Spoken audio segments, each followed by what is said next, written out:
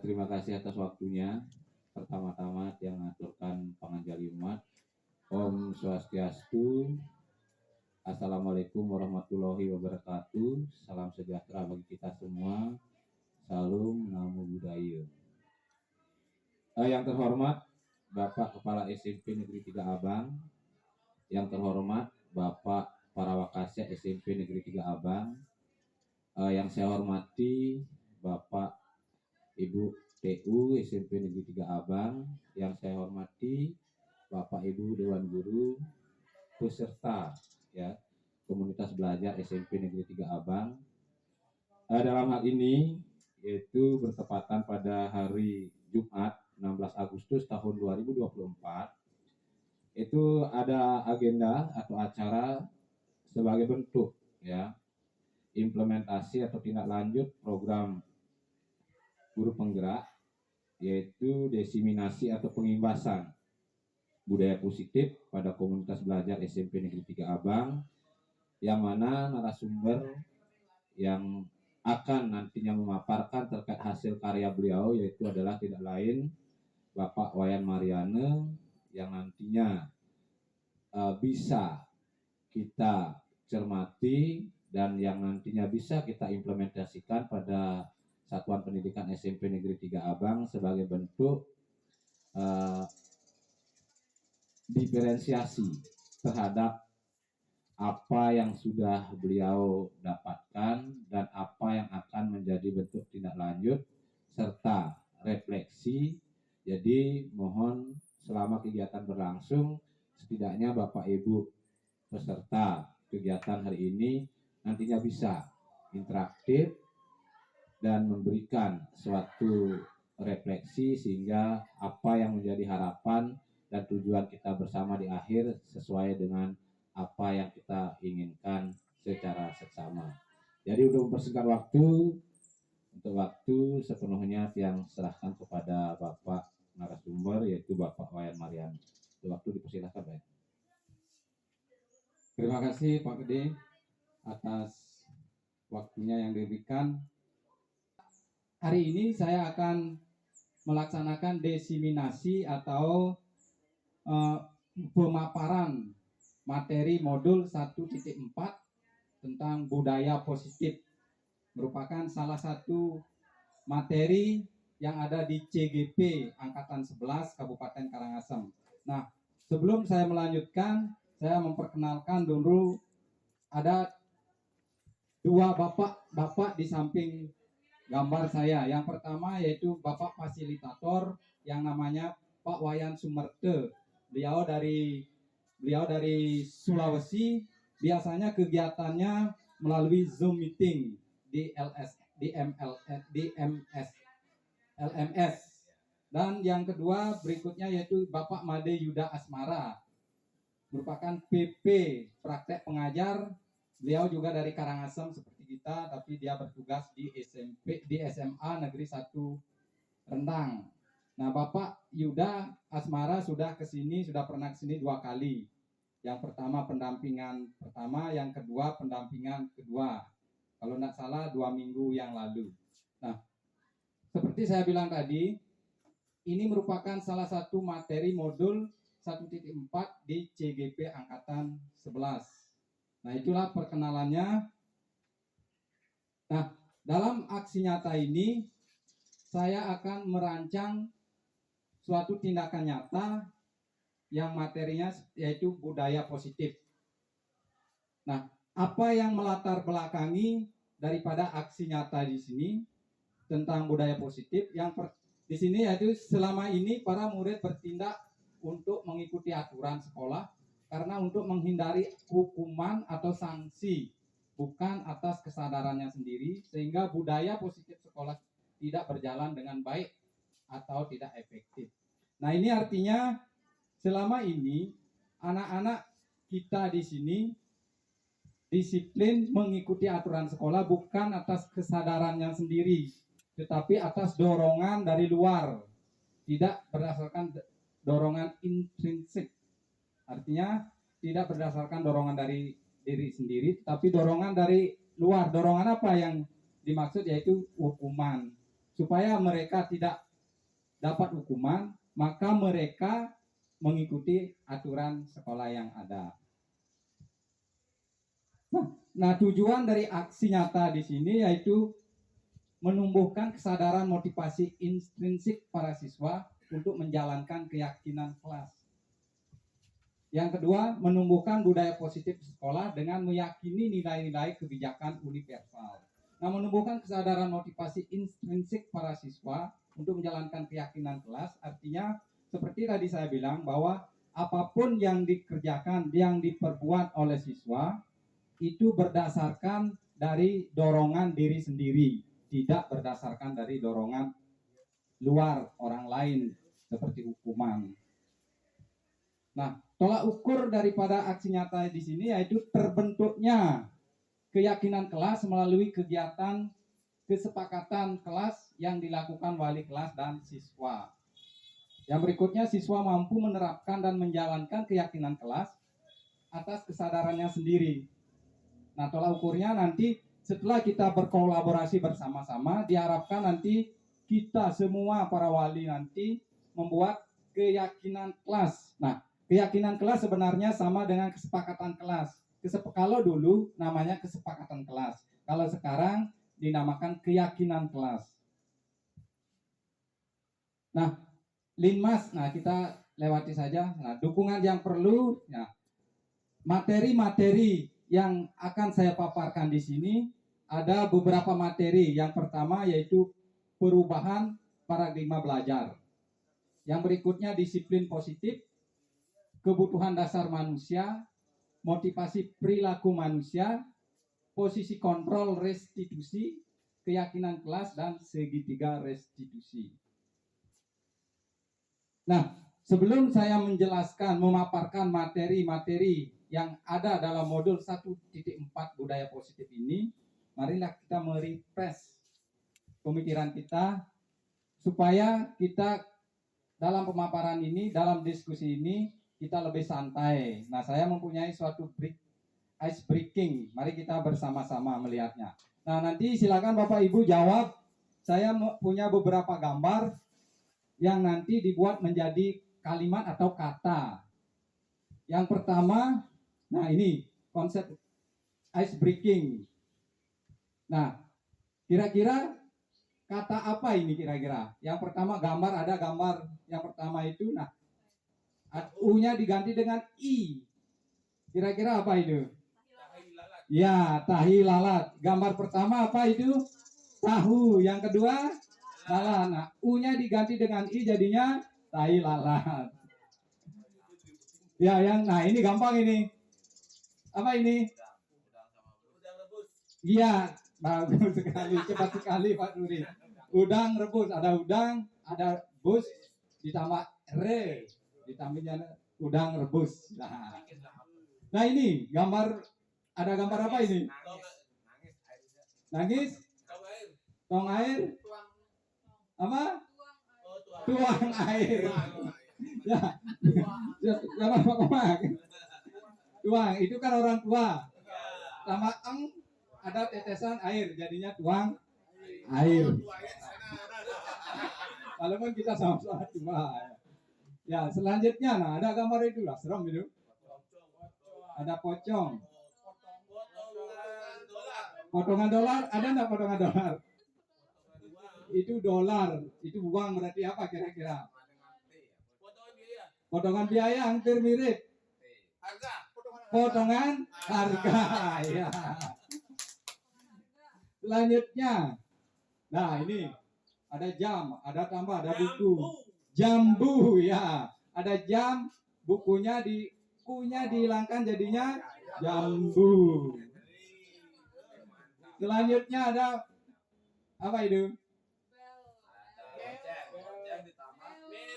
Melon, ya.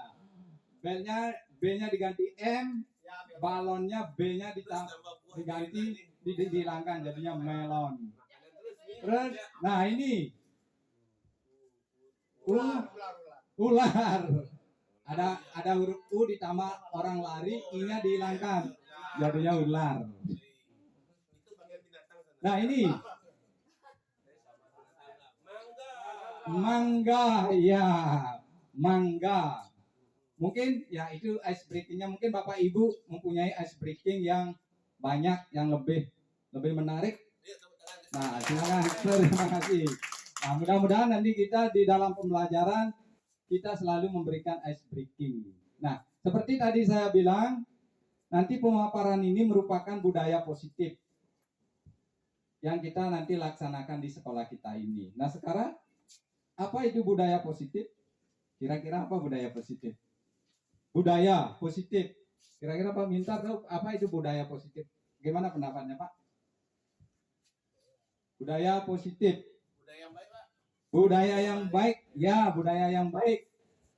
Mungkin ada yang lain? Kelakuan yang benar. Ya, boleh. Apalagi? Nah, pokoknya sesuatu yang sifatnya baik, positif, ya, yang harus dikembangkan. Perlukah kita mengembangkan positif di sekolah? Perlu. Mengapa kita perlu membudayakan positif? Mengapa? Ya, biar bisa mendidik. Ya, biar bisa contoh, Bisa menumbuhkan karakter yang menumbuhkan karakter. Ya, intinya kalau kita budaya positif, kalau kita bisa menerapkan budaya positif, berarti lingkungan kita akan nyaman, ya. Dengan nyaman, apapun pembelajaran bisa berjalan dengan baik, tidak tegang-tegang, tensi tidak tinggi, ya. Mungkin ada yang Bapak Ibu tinggi tensinya. Oh, ya anak-anak gitu. Ada? Nggak boleh. Ya, kalau dulu kita harus gitu ya, Bapak Ibu ya. Kalau sekarang, ya minimal kalau nggak bisa dikurangi. Ya, budaya positif yaitu lingkungan dengan nilai-nilai positif. Nah, suatu lingkungan atau suasana dengan nilai-nilai positif untuk menciptakan atmosfer yang aman sehingga mencapai potensi yang terbaik. Nah, artinya apa? Kita perlu menciptakan suasana yang positif, suasana yang baik, suasana yang nyaman sehingga semua warga kalau di sekolah, semua warga sekolah merasa nyaman. Sehingga apapun visi kita, nanti tujuan kita akan mewujudkan visi yang kita buat. Sehingga kalau lingkungan sudah nyaman, pasti nanti tujuan kita tercapai. Walaupun tujuan akhir sekolah kita tidak tercapai 100%, tapi minimal kita step by step, ya, selangkah demi selangkah. Nah, itu namanya kalau keinginan mewujudkan itu kan namanya mimpi. Sehingga tidak mungkin mimpi kita itu akan tercapai 100%. Nah, materi selanjutnya yaitu pembelajaran dengan paradigma baru. Pembelajaran dengan paradigma baru dirancang berdasarkan prinsip pembelajaran yang terdiferensiasi sehingga setiap siswa belajar sesuai dengan kebutuhan dari tahap perkembangannya untuk mewujudkan profil pelajar Pancasila. Nah, yang di sini yang ditekankan yaitu apa kira-kira yang ditekankan Bapak Ibu? Itu yang ada yang saya kasih tebal dan miring. Yaitu apa kira-kira? Ya, terdiferensiasi. Nah, kalau zaman sekarang beda dengan zaman dulu. Diferensiasi artinya apa kira-kira diferensiasi? Sesuai dengan minat dan bakat siswa. Untuk apa? Untuk mencapai hasil belajar maksimal sesuai dengan profil pelajar Pancasila. Nah, itu yang sekarang. Kalau dulu tidak. Kalau sekarang sehingga pembelajaran itu terpusat pada murid. Ya, kalau dulu enggak terpusat pada guru. Guru adalah segalanya. Guru adalah ilmu. Apapun yang dibilang guru adalah benar. Sehingga murid ya diam saja. Objeknya sebagai objek. Kalau sekarang tidak, murid sebagai subjek sesuai dengan minat, bakat murid itu sesuai dengan kodratnya masing-masing. Nah, apa itu apa saja profil pelajar Pancasila kita sudah hafal itu. Jangan hanya hafal aja ya. Kita coba profil pelajar Pancasila. Yang pertama ada beriman, bertakwa kepada Tuhan Yang Maha Esa. dan bertakwa mulia, berakhlak mulia, berkebinekaan global, bergotong royong, mandiri, bernalar kritis, dan kreatif. Nah, kita sudah jalankan semua. Kita sudah melalui P5 dan sebagainya. Kita sudah hampir 3 tahun, mau ke 3 tahun mungkin sudah menjalankan seperti ini, profil pelajar Pancasila. Nah, selanjutnya, materi selanjutnya yaitu disiplin positif. Kalau kita berbicara dengan disiplin, kira-kira kita membicarakan tentang apa? Tentang aturan, ya. Kalau kita berbicara tentang aturan, bagaimana? Harus ditaati, ya, harus ditaati. Tidak boleh kita abaikan. Aturan itu dibuat untuk ditaati. Nah, disiplin positif, apa itu disiplin positif? Yaitu pendekatan yang mendidik, yang berfokus pada pengembangan karakter dan tanggung jawab pada diri siswa, bukan hanya sekedar mematuhi aturan, ya. Pendekatan dalam mendidik yang berfokus pada pengembangan karakter. Nah, di sini pengembangan karakter, sehingga disiplin positif merupakan hal-hal yang baik yang datang dari apa tadi? Yang datang dari kesadaran diri, bukan karena saya harus mengikuti karena ada aturannya ini. Kalau saya tidak mengikuti berarti saya melanggar aturan. Kalau melanggar aturan pasti kena sanksi, itu dulu, ya. Kalau sekarang beda. Nah, selanjutnya dalam budaya kita, makna disiplin positif adalah suatu kepatuhan ketaatan sehingga cenderung dengan ketidaknyamanan, ya. Kira-kira kalau ada aturan kita nyaman apa enggak? Nyaman apa enggak? Enggak. Karena kan kamu harus begini, kamu harus begitu. Itu dorongan dari luar. Contohnya, anak-anak tak boleh umpamanya apa itu, membawa makanan ke dalam, itu kan aturan. Nah, kalau sudah begitu pas anak-anak kita laparnya luar biasa, keluar tidak bisa, bagaimana, nyaman apa enggak? Enggak nyaman. Nah, selanjutnya, sebagai pendidik, tujuan kita menciptakan anak-anak yang memiliki disiplin diri dan memiliki motivasi intrinsik, bukan ekstrinsik. Nah, ini seperti tadi saya bilang, kalau aturan itu datang dari ekstrinsik, kesadaran melakukan sesuatu karena dorongan dari luar. Dari luar itu apa? Aturan. Sehingga kalau murid ingin mentaati karena tidak ingin dihukum. Kalau tidak ingin dihukum, berarti dia harus keharusan jadinya.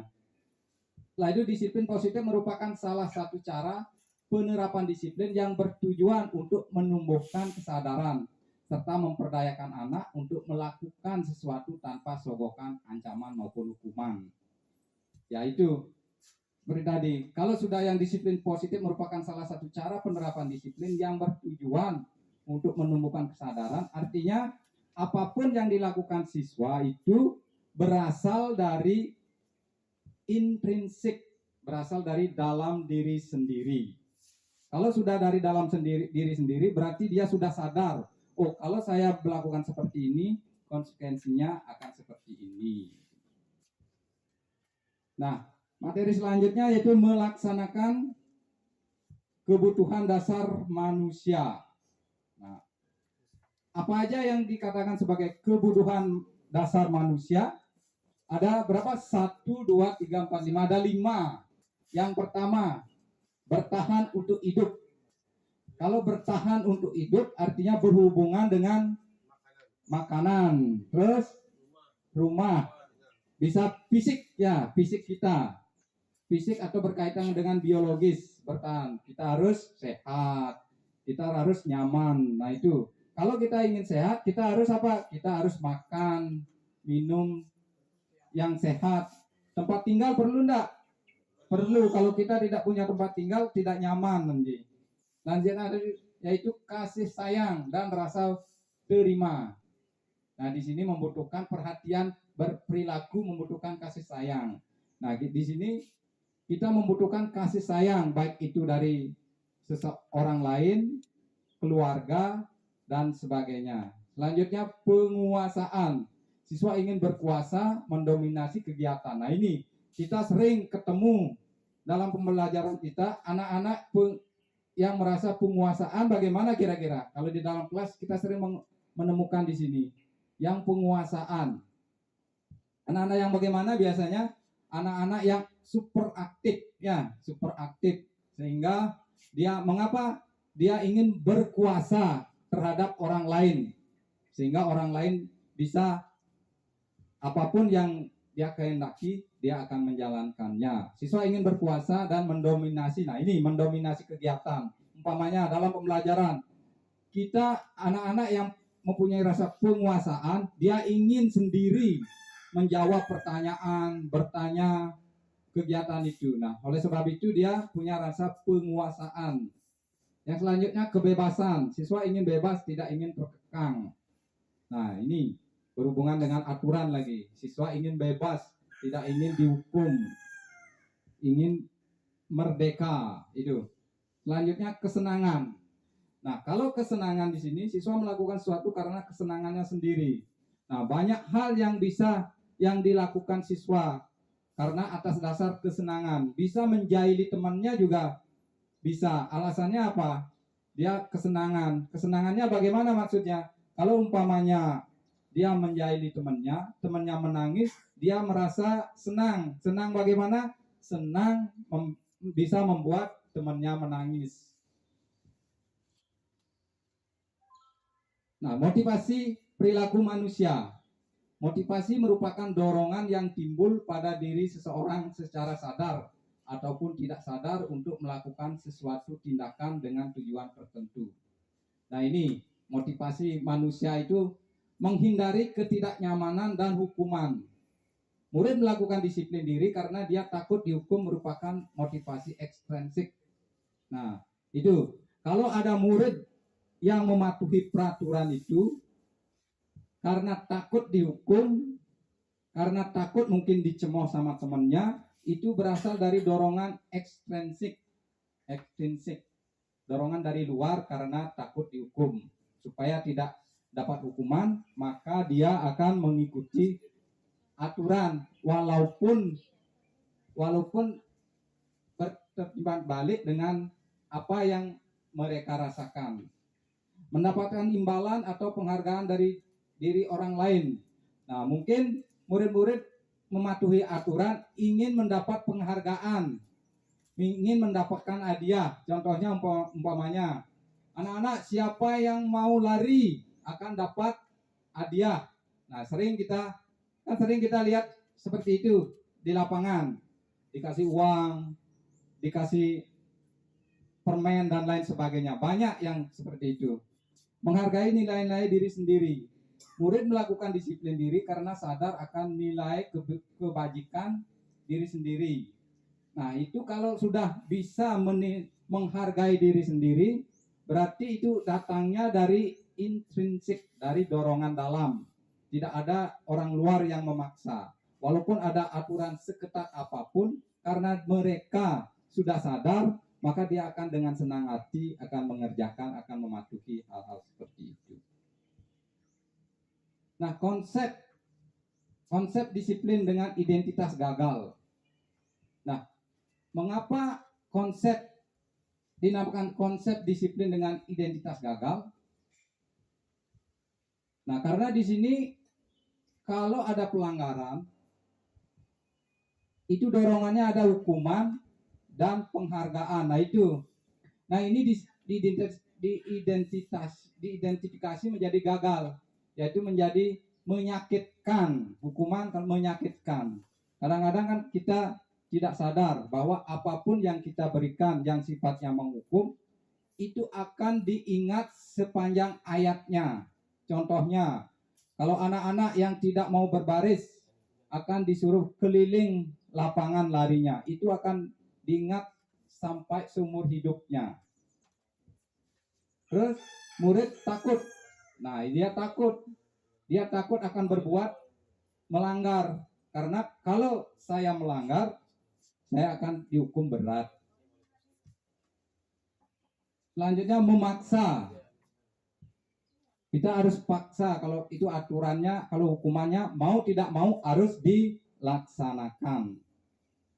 Murid menyembunyikan kesalahannya.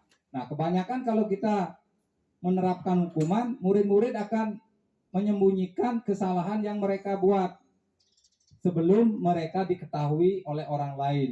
Mengapa menyembunyikan kesalahannya? Takut kembali kepada hukuman. Nah, setelah itu ada murid menjadi rendah hati. Nah, mengapa kalau mendapat hukuman murid menjadi rendah hati? Mungkin ya, umpamanya kalau kita kasih hukuman lari 10 kali, 20 kali, habis itu dia akan malu kepada teman-temannya. Kalau sudah malu, punya perasaan yang tidak enak, sehingga dia menjadi rendah hati pada temannya, bisa menjadi pendiam dan sebagainya. Nah, itu yang hukuman. Kalau yang penghargaan, kalau ada yang apapun yang dikasih penghargaan tidak akan efektif. Mengapa? Kalau tidak ada penghargaan pasti dia tidak akan melaksanakan. Kalau kita iming-imingi hadiah pasti dia akan mau. Contohnya, kalau kita suruh kerja, murid-muridnya di sini susah sekali.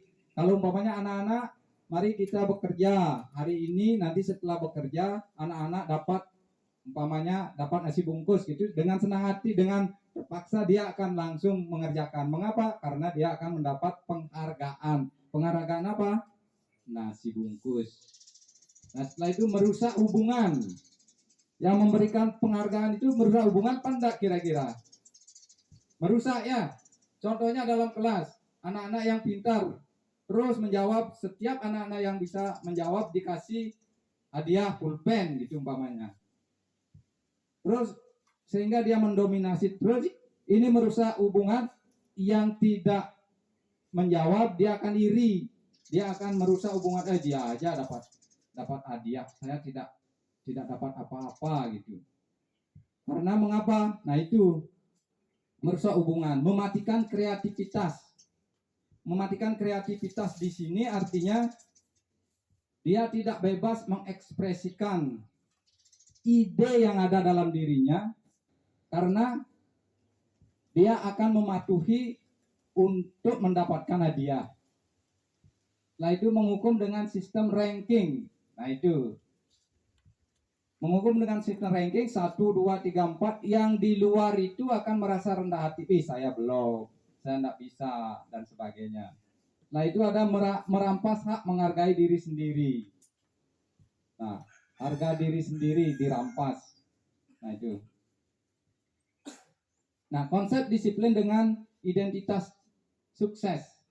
Nah, ada dua yang di sini. Yang identitas suksesnya, yang pertama ada konsekuensi. Nah, apa itu konsekuensi? Hasil atau akibat yang timbul dari suatu tindakan, keputusan atau peristiwa.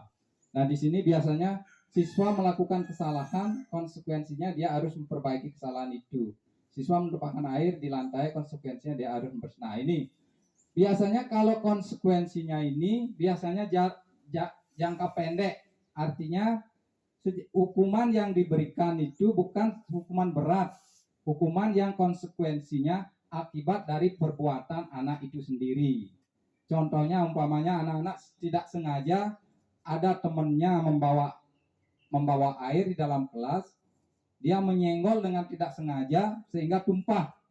Nah, di sana tidak perlu kita beri hukuman, kita konsekuensinya apa? Karena menumpahkan, dia harus membersihkan kembali. Nah, itu jangka tidak akan lama, dia ingatannya tidak akan lama karena itu normal.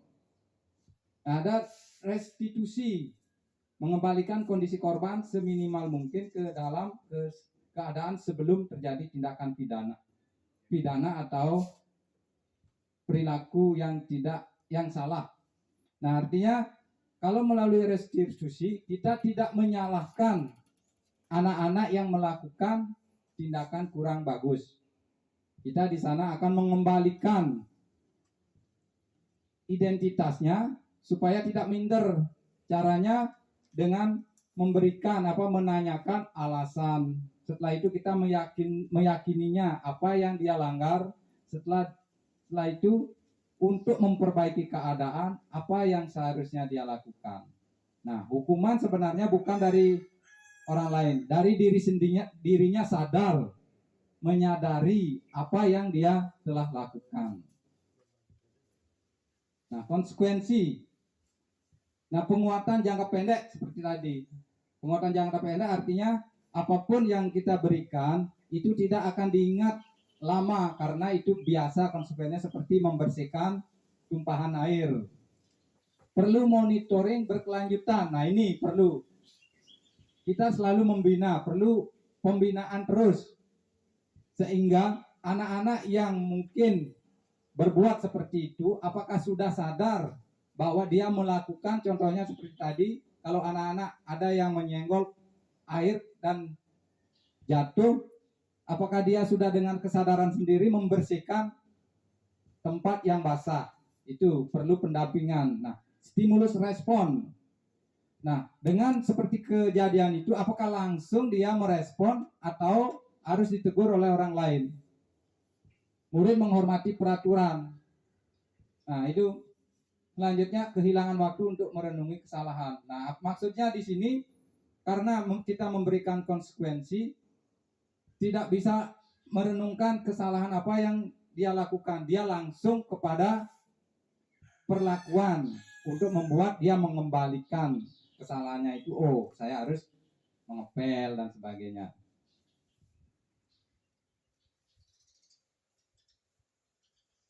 Nah, sekarang tentang restitusi. Restitusi yaitu murid bertanggung jawab untuk perilakunya.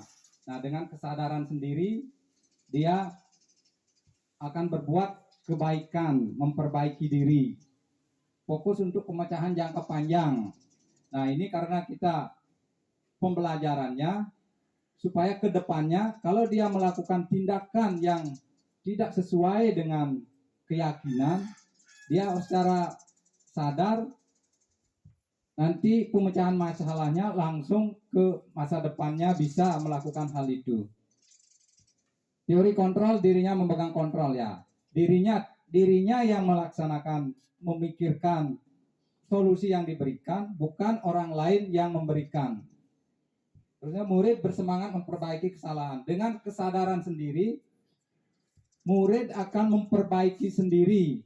Mungkin minta maaf sendiri, membersihkan lantai yang sudah basah itu dengan dorongan sendiri. Nah, selanjutnya ada konsep disiplin pendekatan restitusi.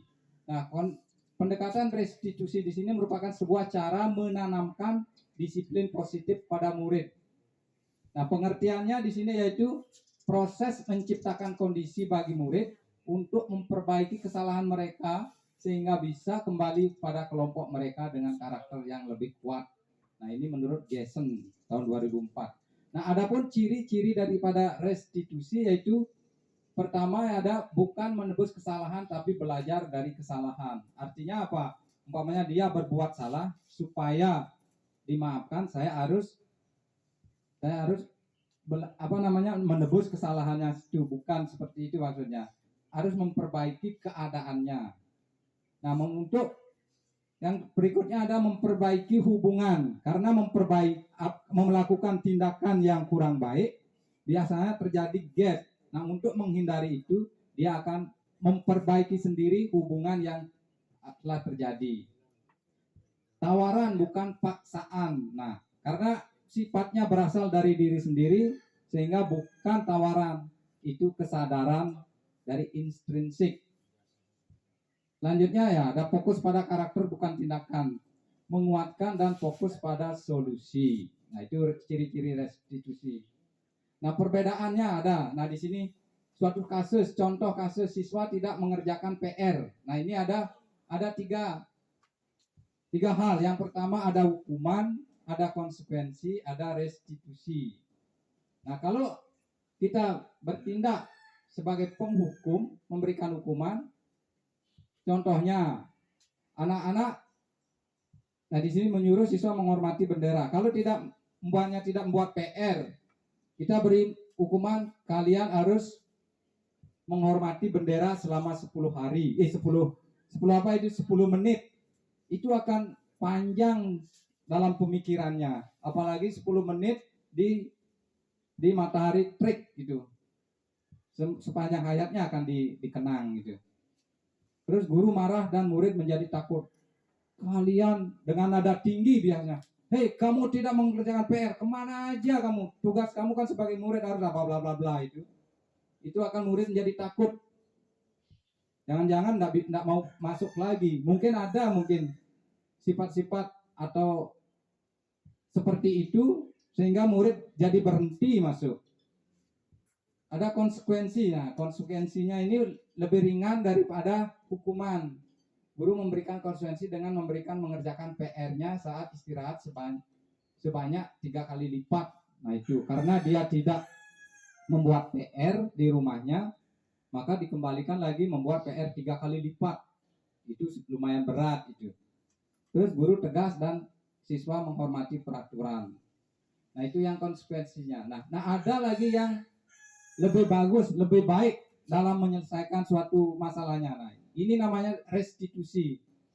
Nah, guru menanyakan keyakinan kelas dulu, karena keyakinan kelas sudah dibuat, berarti dia melanggar. Kalau melanggar, apa yang harus dilakukan? Nah, guru menanyakan keyakinan kelas dirinya dan membantu siswa menyelesaikan masalahnya. Mungkin kita alasan-alasannya apa? Mungkin dia karena membantu orang tuanya sampai malam sehingga dia tidak bisa mengerjakan PR-nya. Terus guru terbuka dan siswa menghormati dirinya dan orang lain. Nah, dengan terbuka, guru berdiskusi dengan yang tidak membuat PR itu, sehingga semua akibat atau alasan tidak membuat PR bisa terselesaikan. Nah, di sini ada 5 posisi kontrol restitusi dalam suatu penyelesaian kasus. Yang pertama ada menghukum. Yang namanya menghukum harus dipaksa untuk mengerjakan. Membuat rasa bersalah. Nah, ini teman memantau manajer. Nah, di sini mungkin Bapak Ibu kira-kira di posisi manakah Bapak Ibu berada dalam pembelajaran di kelas mungkin? Apakah menghukum, membuat rasa bersalah? Nah, biasanya kalau menghukum itu akan selalu diingat. Ingatnya apa? Yang negatif, perbuatan yang negatif. Kalau membuat rasa bersalah, anak-anak menjadi rendah diri. Terus ditunjuk, kamu sudah berapa kali Bapak katakan bahwa harus buat PR di rumah, tidak boleh di sekolah. Kamu tahu enggak? Nah, itu dengan nada yang tinggi. Biasanya dengan teman. Nah, ini kontrol kita sebagai teman.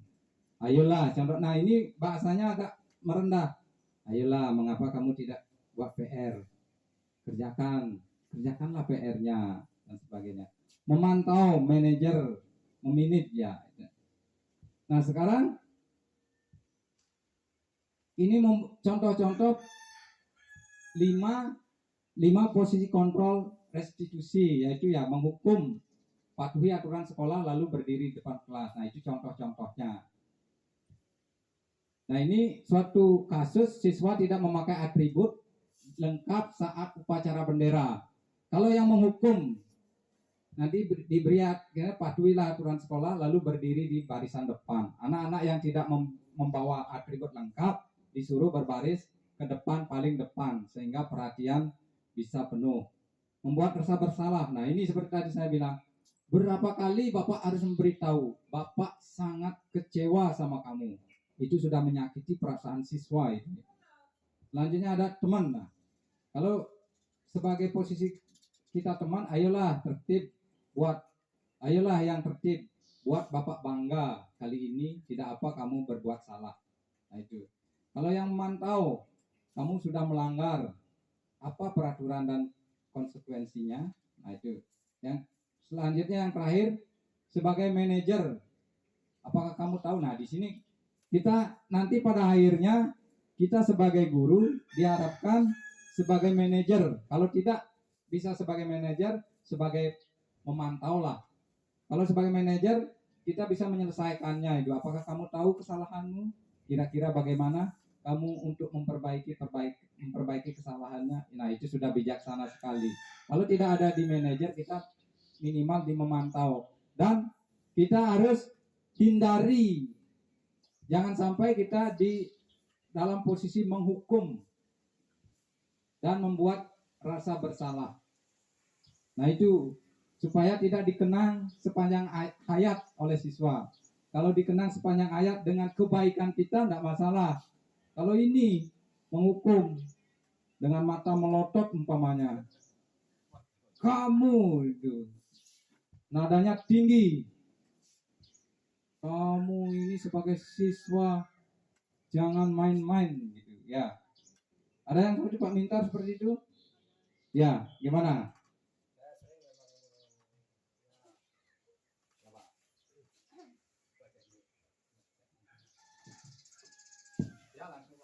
Terima kasih atas waktunya.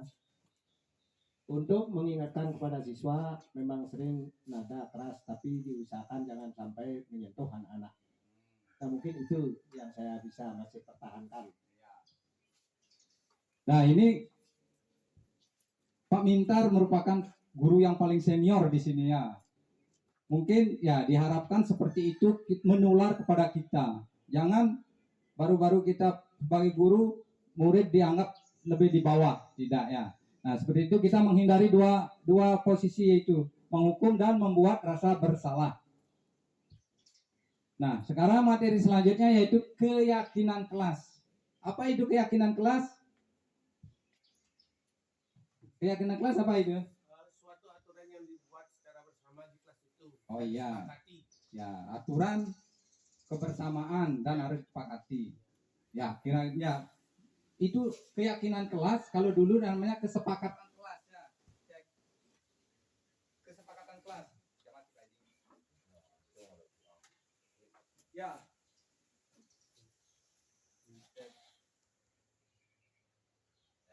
Ya, udah. Nah, keyakinan kelas merupakan suatu, kalau dibilang sebagai aturan, itu merupakan dibuat bersama-sama, disepakati bersama-sama. Kalau ada yang melanggar, langsung kita tunjukkan, oh ini loh kesepakatan kelas, keyakinan kelas kita. Nah coba kita lihat ini, mengapa keyakinan kelas, mengapa tidak perlu peraturan. Nah, contoh ada di sini, mengapa kita memiliki peraturan menggunakan helm pada saat mengendarai motor. Itu keyakinan apa aturan? Aturan ya. Mengapa? Apa harus kita ikuti itu? Ya harus. Mengapa?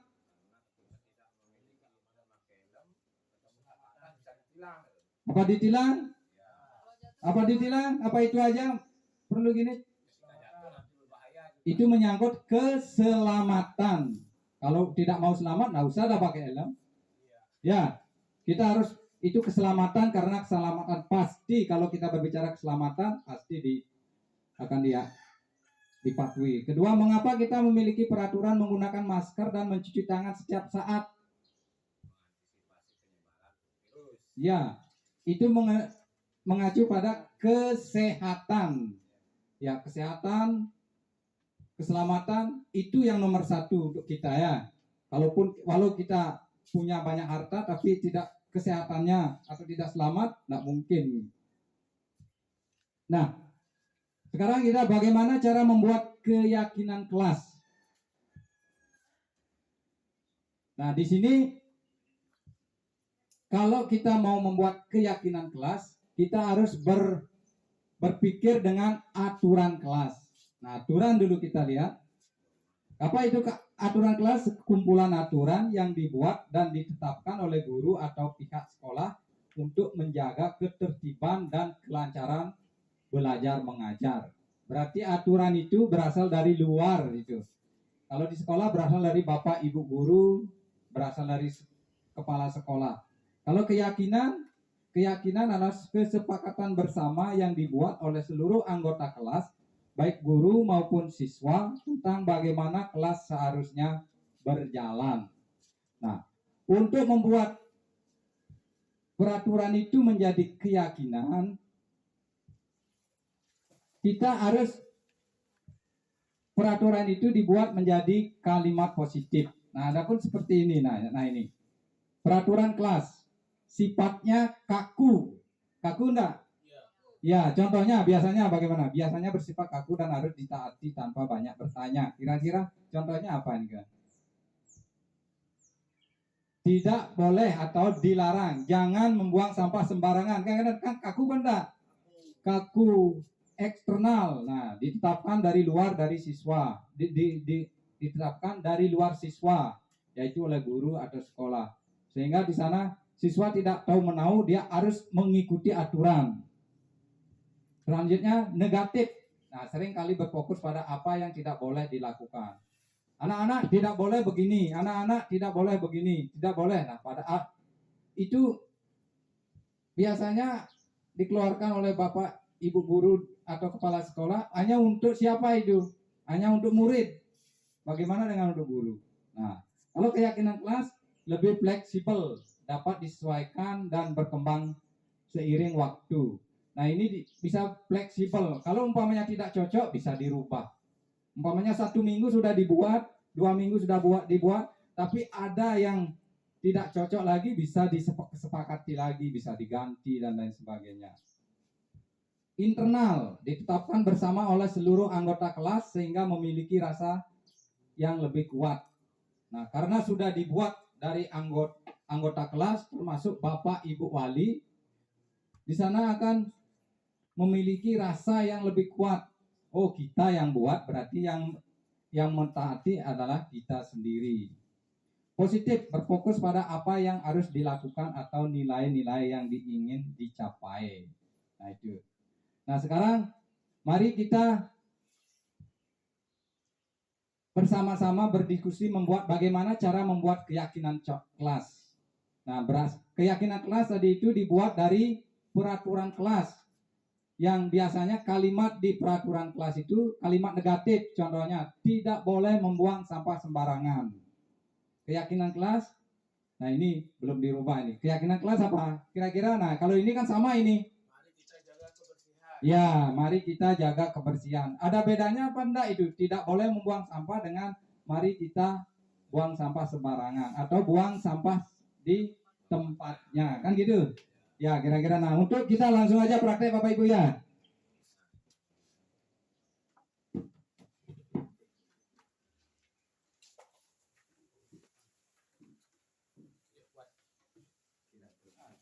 Jangan buang sembarangan sampahnya.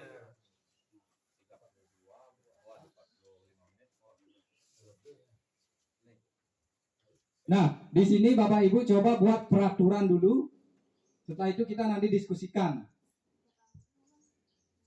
Biasanya kan itu bersifat negatif, tidak boleh.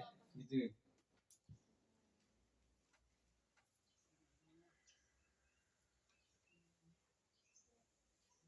Kita langsung aja satu-satu. Tidak boleh berkelahi.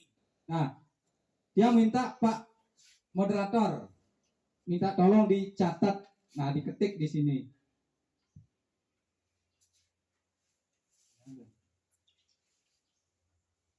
Oh, nggak bisa ya, kembali.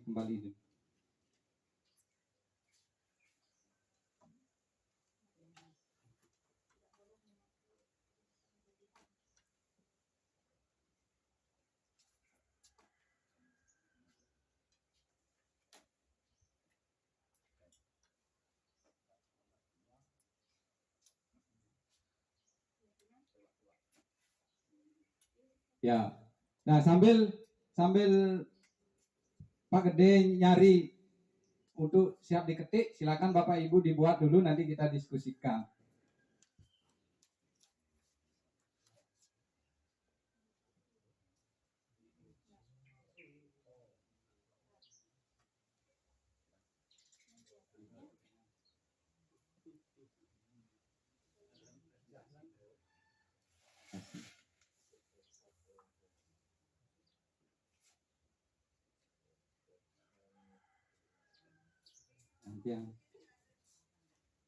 Ya, ini agak macet ini.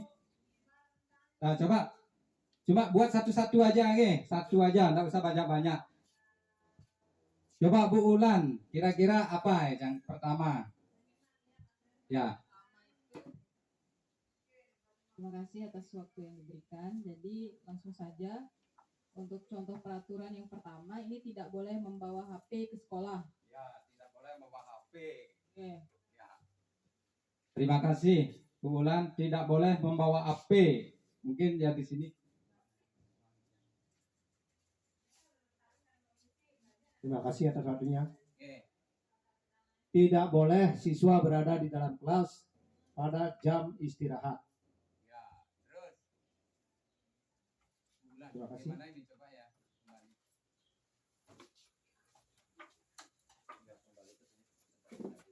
Terima kasih atas waktunya. Saya menganggap penting juga masalah bully. Jadi dibuatkan peraturan tidak boleh membuli siswa yang lain. Ya, tidak boleh membuli siswa yang lainnya. Ya, tidak boleh. Nah, itu biasanya seperti tadi saya bilang, di dalam aturan kelas itu biasanya kata negatif. Tidak boleh, seperti tadi, tidak boleh membawa HP, tidak boleh membuli teman, tidak boleh membawa makanan dan minuman. Nah, itu. Nah, sekarang untuk membuat keyakinan kelas, kita harus dirubah. Yang pertama tadi, Bu Ulan apa tadi? Tidak boleh membawa HP. Kalau keyakinan kelas kita jadikan apa itu?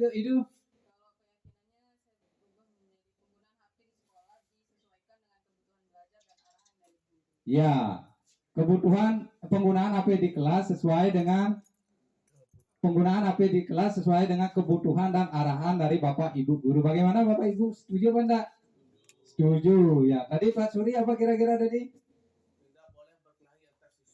Ya, tidak boleh berkelahi antar siswa. Kira-kira bagaimana? Atau kita rubah saling menghargai, ya, saling menghargai. Sehingga kalau berkelahi kan berasal dari tidak menghargai satu sama lain. Nah, itu. Bagaimana kalau kita menghargai satu sama lain?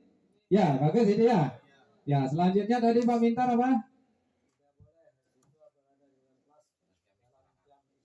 Oh ya, tidak boleh siswa di dalam kelas kalau sudah istirahat. Kalau kita rubah menjadi keyakinan kelas, saat jam istirahat diharapkan siswa semua berada di luar kelas. Ya, berada siswa berada di luar kelas saat istirahat. Gitu ya, kan tidak ada kata boleh, tidak boleh itu. Ya, selanjutnya Pak Wiro tadi tidak boleh membuli. Kalau tidak boleh membuli, masuk kepada ya menghargai. Nah, itu luas itu ya, luas menghargai satu sama lainnya. Ya, itu merupakan kesepakatan kelas. Nah, nanti kita harapkan di sini semua wali dan Bapak Ibu guru berkolaborasi untuk membuat keyakinan kelas di masing-masing kelasnya. Sehingga nanti setelah kita membuat keyakinan kelas, langkah selanjutnya kira-kira apa? Kita print ya. Kita print, setelah itu kita tempel. Nah, apakah perlu ditandatangani? Perlu, ya. Mengapa perlu ditandatangani? Itu sebagai kesepakatan, bukti ya, bukti fisik bahwa yang menandatangani itu siap melaksanakan, dan kalau melanggar nanti ada ya itu. Nah, itu Bapak Ibu. Nah, kalau keyakinan kelas tidak hanya kita tempel aja. Nah, kadang-kadang keyakinan kelas itu kita dapat dari Tokopedia itu. Kira-kira ada enggak? Bapak Ibu sebagai wali udah buat keyakinan kelas? Itu keyakinan kelas ada di Tokopedia. Ada enggak? Ya, sering kita temukan ya. Mengapa ada di Tokopedia? Kita tinggal pesan. Ya, kita tinggal pesan, datang, tapi sesuai enggak di lingkungan kita. Nah, itu dipaksakan. Mungkin karena harus ada dulu, kita cari Tokopedia. Boleh kita ambil di Tokopedia, tapi kita diskusikan kembali ya. Umpamanya di Tokopedia ada 10 keyakinan kelas, kalau ke 10-nya kita sepakati ya enggak masalah itu. Nah, kita harus dengan kunci utama yaitu kesepakatan bersama guru, wali dalam kelas. Nah, itu. Nah, perbedaan peraturan kelas dan keyakinan kelas. Nah, kalau sumber dari peraturan kelas berasal dari mana? Guru atau sekolah, kepala sekolah. Terus keyakinan kelas bersumber dari mana? Semua anggota kelas. Yang dimaksud semua anggota kelas siapa aja? Siswa, wali, ya. Nah, siswa dan wali lah yang untuk menyepakati. Sifat. Kalau peraturan kelas kaku, eksternal dan negatif. Kalau keyakinan kelas fleksibel, internal, positif. Fokus aturan yang harus ditaati peraturan kelas. Kalau keyakinan kelas nilai dan perilaku yang diinginkan. Menjaga ketertiban dan membangun komunitas belajar yang positif. Nah, selanjutnya ada segitiga restitusi. Apa itu segitiga restitusi? Cara menyelesaikan masalah atau pelanggaran bisa diselesaikan dengan restitusi. Kalau segitiga restitusi itu ada 3 tahapan. Yang pertama yaitu apa? Menstabilkan identitas, memvalidasi kebutuhan. Selanjutnya ada menanyakan keyakinan. Nah, untuk selanjutnya, nah di sini tahap segitiga itu ada 3: menstabilkan identitas, validasi tindakan salah, menanyakan keyakinan. Kalau menstabilkan identitas, kira-kira yang mana ya? Nah, di sini kalau menstabilkan identitas, tidak menyalahkan siswa. Semua orang pasti pernah berbuat salah. Nah, dengan kata-kata seperti ini, tidak ada manusia yang sempurna. Saya pernah melakukan hal itu. Nah, contohnya umpamanya yang pertama, semua orang pernah berbuat salah seperti itu. Tidak ada manusia yang sempurna. Saya pernah melakukan kesalahan seperti itu. Nah, jika Bapak di posisi kamu, mungkin juga Bapak melakukan hal itu. Nah, itulah yang menstabilkan identitas. Biar murid bisa tenang. Setelah menstabilkan, baru memvalidasi tindakan salah. Menanyakan alasan. Tindakan siswa melakukan kesalahan, perbuatan salah didasari dengan alasan. Biasanya kalimat-kalimat yang digunakan seperti, nah, mengapa, apa alasan kamu melakukan sesuatu, melakukan tindakan seperti itu, pasti ada alasannya ya. Nah, itu. Setelah itu ada menanyakan keyakinan. Menanyakan keyakinan kelas yang dilanggar. Nah, keyakinan kelas apa yang kamu sudah dilanggar? Atau apa yang harus kamu lakukan untuk memperbaiki kesalahan yang kamu buat? Nah, itu.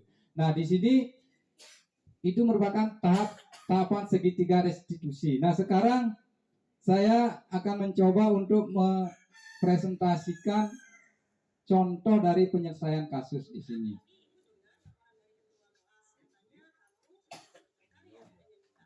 Ya.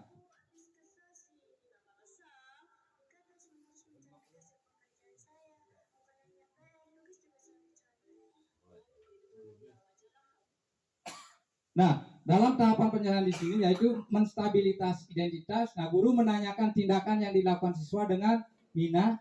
Tadi Ibu dengar dari ketua kelas, katanya kamu habis bertengkar ya dengan Dika. Nah, itu. Nah, terus selanjutnya guru menstabilkan emosi siswa dengan cara, oh wajarlah kamu jadi kesal. Jika ibu dan ada di posisi kamu, ibu juga akan berbuat seperti hal yang sama.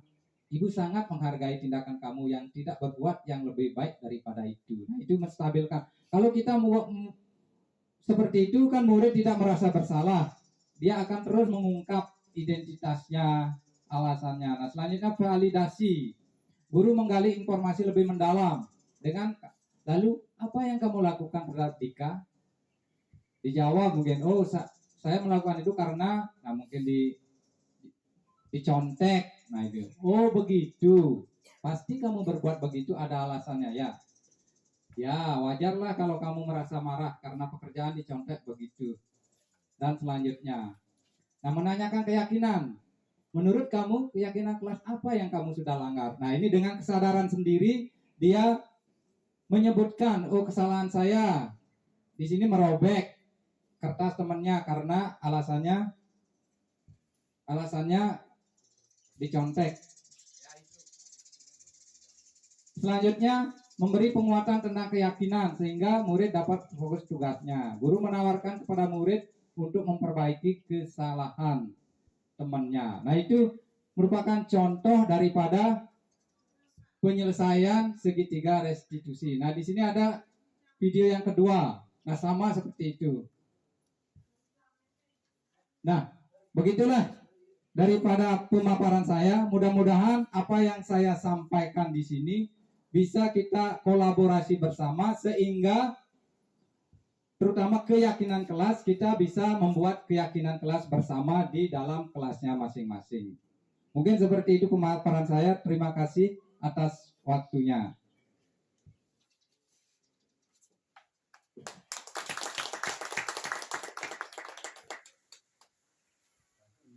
Baiklah, demikianlah pemaparan materi yang sudah disampaikan oleh Bapak Wayan Mariana. Jadi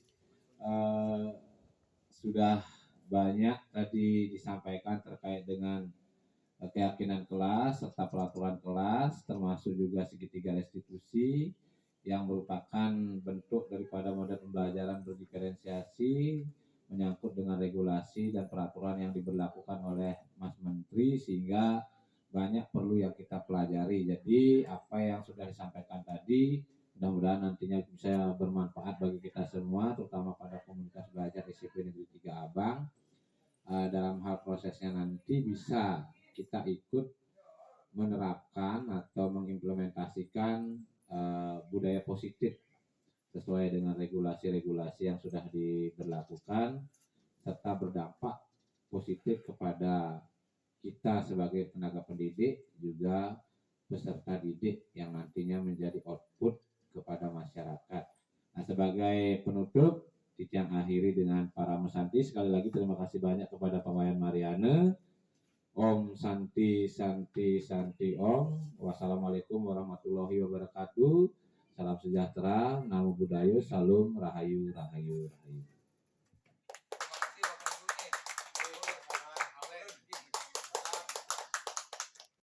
Om Swastiastu, perkenalkan nama saya Madi Kusuma, saya guru prakarya. Saya teman sejawat dari Pak Wayan Mariana. Saya sangat terkesan dengan pemaparan Pak Wayan Mariana tentang budaya positif 4.1.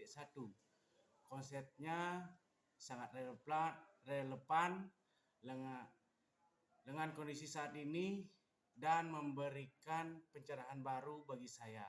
Saya merasa termotivasi untuk menerapkan nilai-nilai positif ini dalam kehidupan sehari-hari, baik di lingkungan kerja maupun keluarga. Terima kasih sharingnya Pak Wayan Mariana. Saya tutup dengan para mesanti. Om Swastiastu, perkenalkan nama saya Iwan Adiswandika. Saya Mapel Bahasa Indonesia, teman sejawat dari Bapak Mariana. Presentasi Pak Mariana sangat menarik dan menginspirasi. Saya sangat terkesan dengan materi yang disampaikan, terutama keyakinan kelas. Ternyata selama ini saya salah dalam membuat kesepakatan kelas, di mana dalam pembuatan kesepakatan kelas itu saya buat sendiri dan memutuskan sendiri tanpa melibatkan siswa perwalian saya. Untuk itu saya akan mengulang membuat kesepakatan kelas dengan bersama-sama siswa membuatnya, mendiskusikan dan menyepakati bersama-sama sehingga semua siswa terlibat dalam pemutusannya. Terima kasih. Om Santi Santi Santi Om. Assalamualaikum warahmatullahi wabarakatuh. Perkenalkan, saya Sukron Numati Indarto. Saya guru PJOK di SMP Negeri 3 Abang. Saya juga teman sejawat dari Bapak Mariana, SPD. Di sini saya mengucapkan banyak terima kasih kepada Bapak Mariana atas presentasi yang sangat inovatif dan informatif. Saya sangat setuju dengan pentingnya membangun budaya positif di sekolah. Saya berharap aksi nyata ini tidak hanya dipresentasikan saja. Saya sangat berharap budaya positif yang dapat kita laksanakan di sekolah sehingga dapat membangun karakteristik siswa yang baik untuk mewujudkan visi sekolah.